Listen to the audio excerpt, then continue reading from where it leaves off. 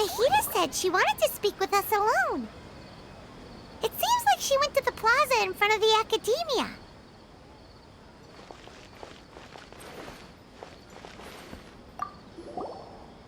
Thank you for rescuing me. I'm really sorry. Luckily, Haidar wasn't injured because of my stupid mistake. Dad said you're amazing. You're real heroes. Hey.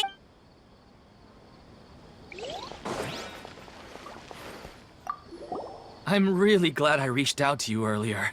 Otherwise, we wouldn't have been able to handle this situation on our own. You did a great job as well.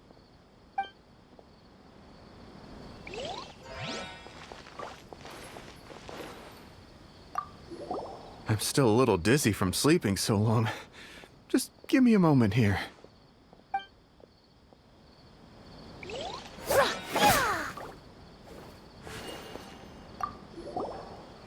I discovered that Nasser and I get along pretty well.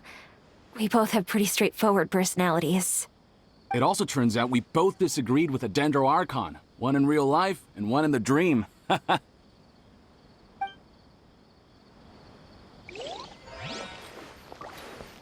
I'm getting ready to go on an adventure, and I'm taking this plant with me.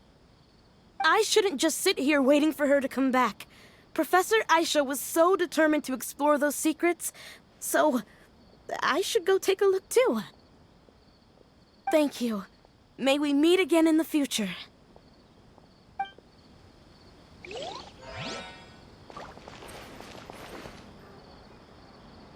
Since we were neighbors in the dream, how about we rent a place together?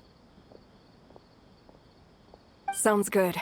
I can't afford a house on my own anyway, but I'm sure life will get better.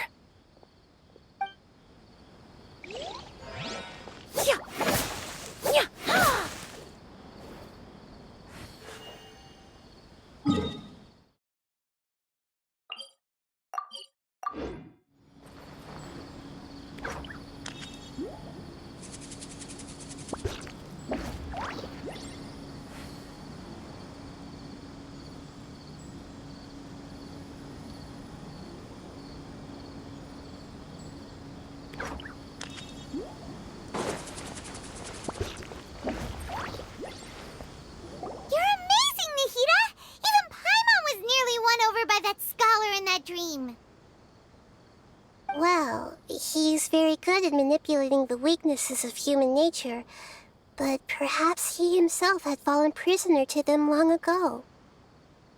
That dream was incredibly beautiful and enticing.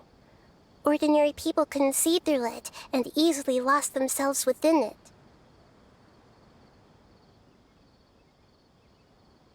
But as long as you can still wake up, you can still move forward with your life.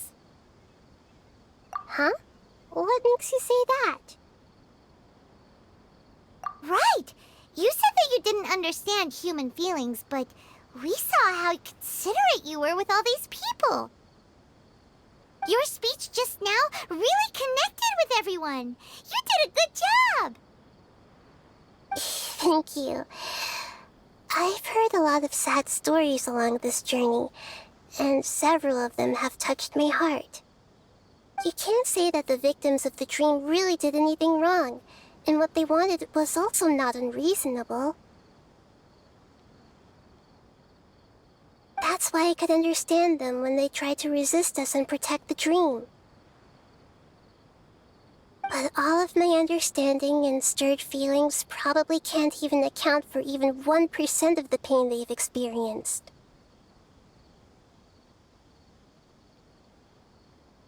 I don't think this 1% can be seen as an example of what you call empathy. You're too hard on yourself, that's for sure. Alright.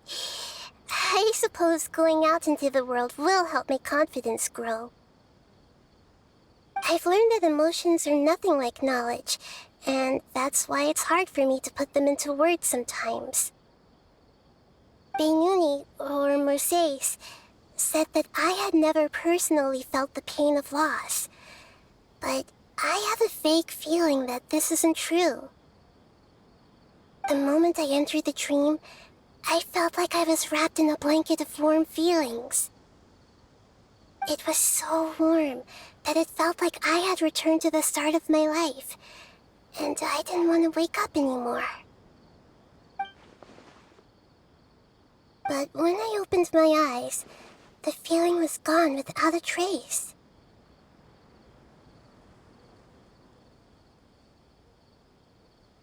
If I have to make an analogy for it, I would say I can no longer see words on a piece of paper after they have been erased, but I can still see the slight indentations of where the words had been written.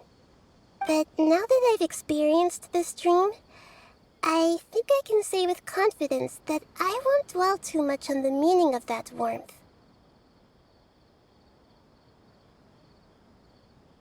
It's enough that I can tell I was once supported by that warmth, and its existence has allowed me to get to where I am today.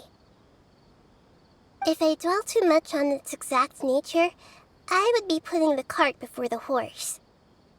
I gave a speech to inspire my people, so if I were to fail to live up to those words myself, then that would be too embarrassing.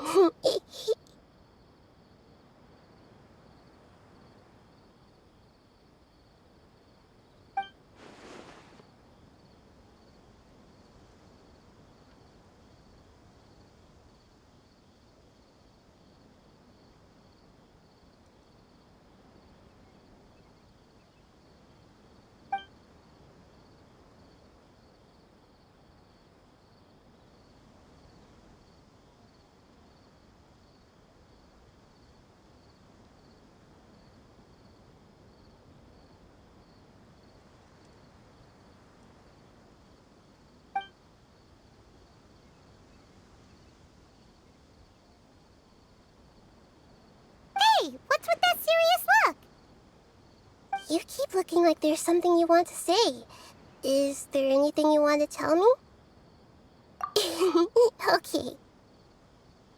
Since we just woke up, let's stretch a little bit. A new day is about to begin.